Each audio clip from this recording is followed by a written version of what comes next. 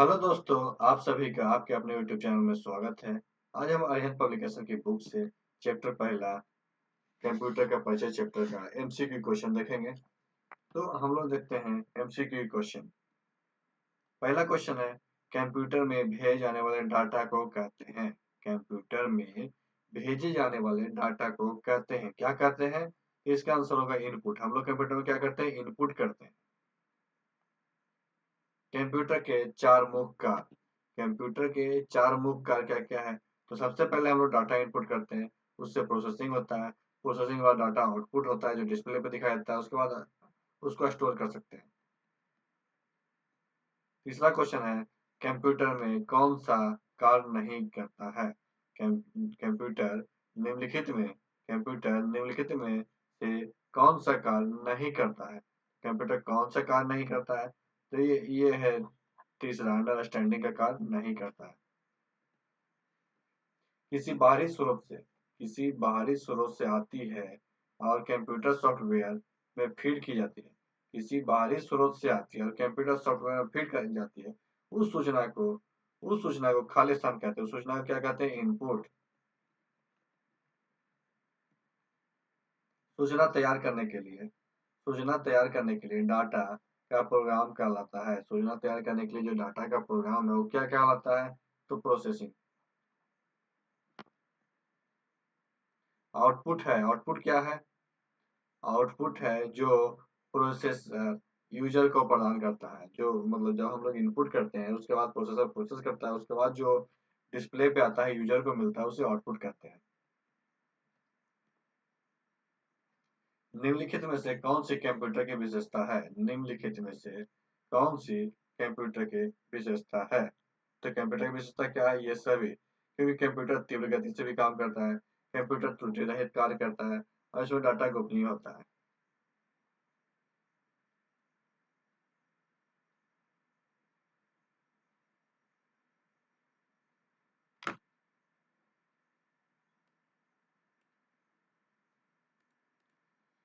8वां question हम लोग देखेंगे, कच्चे तथ्य रॉ फैक्ट। कच्चे तथ्य रॉ फैक्ट बताता है कि जबकि खाली स्थान से डाटा अर्थपूर्ण बन जाता है। जबकि खाली स्थान से डाटा क्या बन जाता है? अर्थपूर्ण। तो 8 का दूसरा, डाटा डाटा कच्चे तथा रॉ फैक्ट बताता है जबकि सूचना से डाटा अर्थपूर्ण बन जाता है। कंप्यूटर चलाने के लिए उपयोग की जाने वाली डाटा या सूचना कहलाती है। कंप्यूटर चलाने के लिए उपयोग की जाने वाली डाटा या सूचना क्या कहलाती है? तो इंफॉर्मेशन कहलाती है। इसमें क्या होगा आंसर? इनमें से कोई नहीं।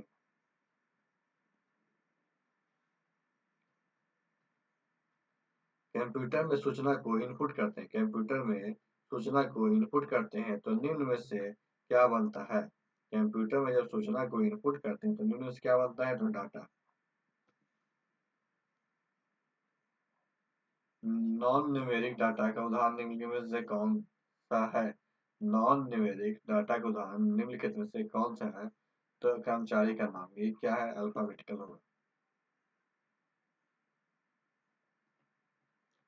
निम्नलिखित चक्रों में से इनपुट, प्रोसेसिंग, आउटपुट और स्टोरेज के रूप में इसके घटित शामिल है।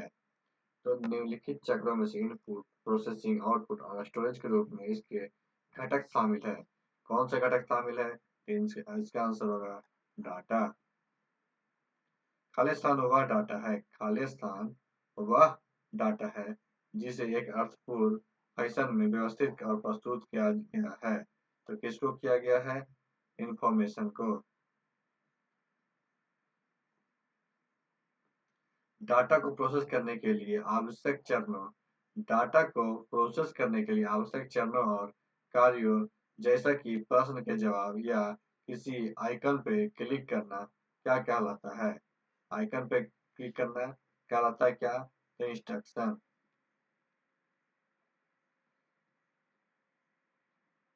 प्रथम जो गणना करने वाला यंत्र था वो क्या था? तो एबाकस। एबाकस का आविष्कार किस देश में हुआ था? एबाकस का आविष्कार किस देश में हुआ था? चीन में। पहली मैकेनिकल एडिटिंग मशीन जोड़ जिसमें जोड़ था। पहला मैकेनिकल एडिटिंग मशीन जिसमें जोड़ था वो क्या था? Pascal line. उस फ्रांसीसी का क्या नाम था? उस फ्रांसीसी का क्या नाम था जिसने वस्त्र बनाने वाली मशीन के डिजाइन से पंच कार्ड मशीन बनाई थी? उस फ्रांसीसी का क्या नाम था जिसने वस्त्र बनाने वाली मशीन के डिजाइन से पंच कार्ड मशीन बनाई थी? तो उसका आंसर होगा जेसेफ जैकार्ड।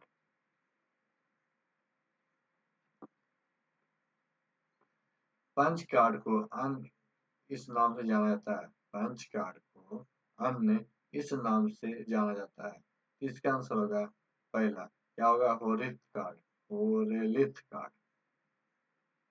चार्ल्स बेबेज द्वारा निर्मित एनालिटिकल इंजन। चार्ल्स बेबेज द्वारा निर्मित एनालिटिकल इंजन क्या था? मैकेनिकल।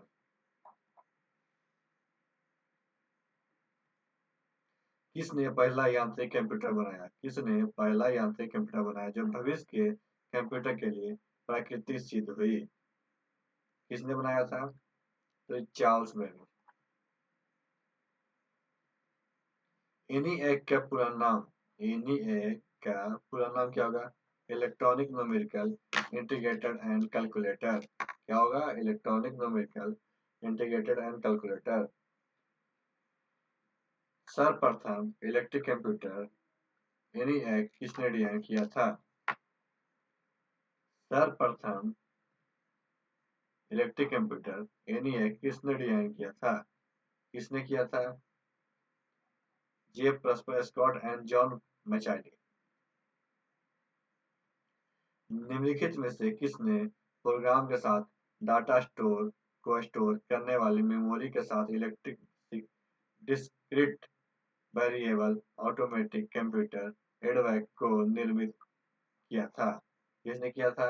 इसका आंसर होगा John von Neumann. EDSAC. EDSAC का आविष्कार किसने किया था?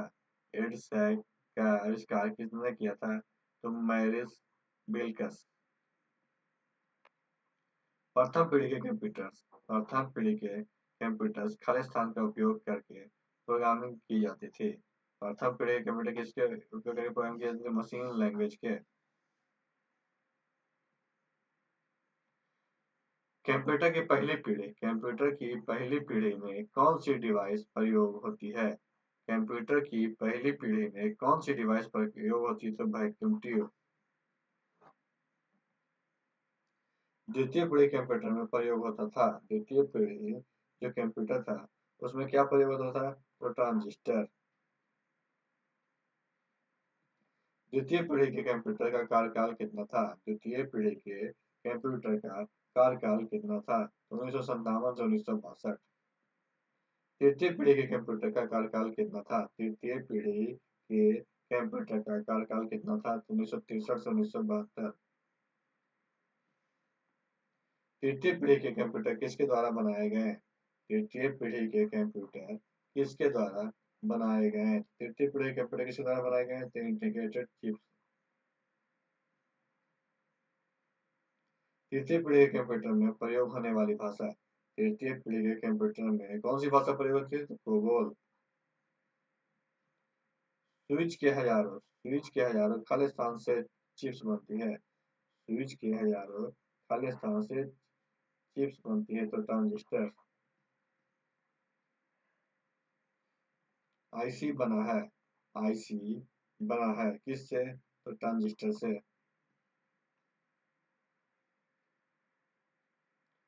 कंप्यूटर की आईसी चिप कंप्यूटर की आईसी चिप के उत्पादन के लिए निम्नलिखित में से किसकी आवश्यकता होती है?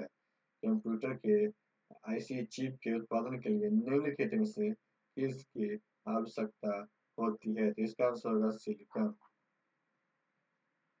इंटीग्रेटेड सर्किट चिप का विकास किसने किया? इंटीग्रेटेड सर्किट चिप का विकास किसने किया? तो किसने किया? तो JS किल्बी। इलेक्ट्रॉनिक में आईसी का पूर्ण रूप है इलेक्ट्रॉनिक्स में आईसी का पूर्ण रूप क्या है? इंटीग्रेटेड चिप या आईसी का उपयोग कंप्यूटर की किस पीढ़ी में शुरू किया गया था? तो किस पीढ़ी में शुरू किया गया था? तो तीसरी पीढ़ी में। चौथी पीढ़ी में आने वाले पर्सनल कंप्यूटर्स में होती है, क्या होती है चौथी पीढ़ी में? ये होता है माइक्रो प्रोसेसर। माइक्रो कंप्यूटर की शुरुआत माइक्रो कंप्यूटर की शुरुआत किस पीढ़ी में हुई? माइक्रो कंप्यूटर की शुरुआत किस पीढ़ी में हुई? तो चतुर्थ पीढ़ी में। पांचवी पीढ़ी के कंप्यूटर की विशेषता पांचवी पीढ़ी के कंप्यूटर की विशेषता क्या है? कृत्रिम बुद्धि। पांचवी पीढ़ी के कंप्यूटर्स के पास नहीं है पांचवी पीढ़ी के कंप्यूटर्स के पास नहीं है, क्या नहीं है? तो वैक्यूम ट्यूब। पर्सनल कंप्यूटर किस श्रेणी के कंप्यूटर संबंधित है?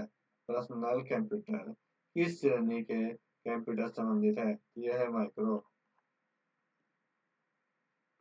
एक पर्सनल कंप्यूटर को खालिस्तान की सभी कंप्यूटिंग जरूरतों को पूरा करने के लिए डिजाइन किया गया है। तो कौन से डिजाइन किया गया है? तो किसी व्यक्ति के सभी कंप्यूटिंग जरूरतों को पूरा करने के लिए।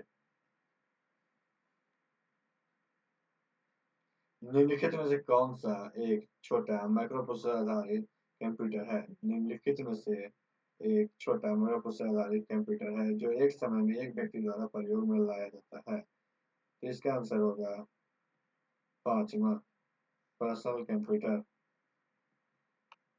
माइक्रो कंप्यूटर खालिस्तान भी कहते हैं। माइक्रो कंप्यूटर क्या कहते हैं? Computer on a chip. ऐसे कंप्यूटर जो पोर्टेबल होते हैं और यात्रा यात्रा करने वाले प्रयोक्ताओं के लिए सुविधाजनक होते हैं। ऐसे कंप्यूटर जो पोर्टेबल होते हैं और यात्रा करने वाले के लिए सुविधाजनक होते हैं, उसका आंसर होगा लैपटॉप। निम्नलिखित में से किसे पोर्टेबल कंप्यूटर माना जा सकता है? निम्नलिखित में से किसे पोर्टेबल कंप्यूटर माना जा सकता है? तो पीडीए। कौन सा डिवाइस उपकरण हैंड हेल्ड ऑपरेटिंग सिस्टम का इस्तेमाल करता है? कौन सा डिवाइस जो है जो हैंड हेल्ड ऑपरेटिंग सिस्टम का इस्तेमाल करता है? तो पीडीए। कई घरेलू उपकरणों में निर्मित छोटे या सस्ते कंप्यूटर किस प्रकार के होते हैं? कई जो घरेलू उपकरणों में जो छोटे और सस्ते कंप्यूटर निर्मित होते हैं वे किस प्रकार के होते हैं? ये होते हैं माइक्रो कंप्यूटर।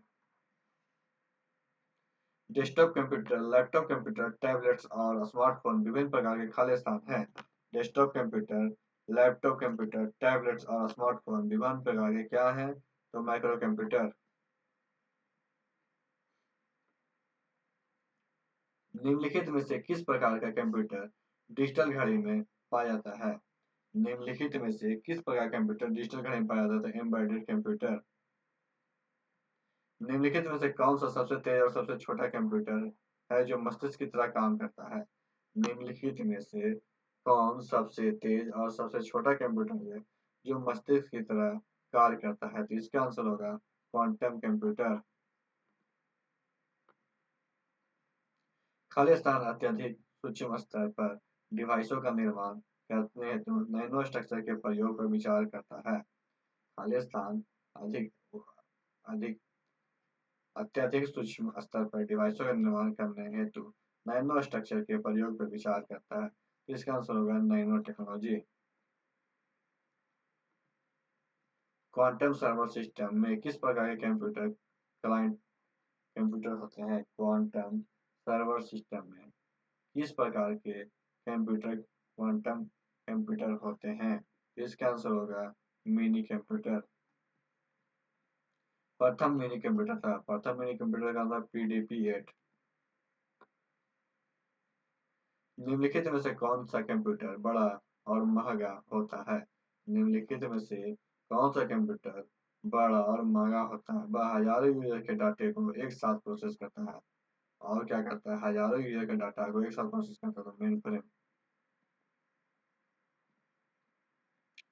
विश्व का सबसे पहला सुपर कंप्यूटर निर्माण हुआ था।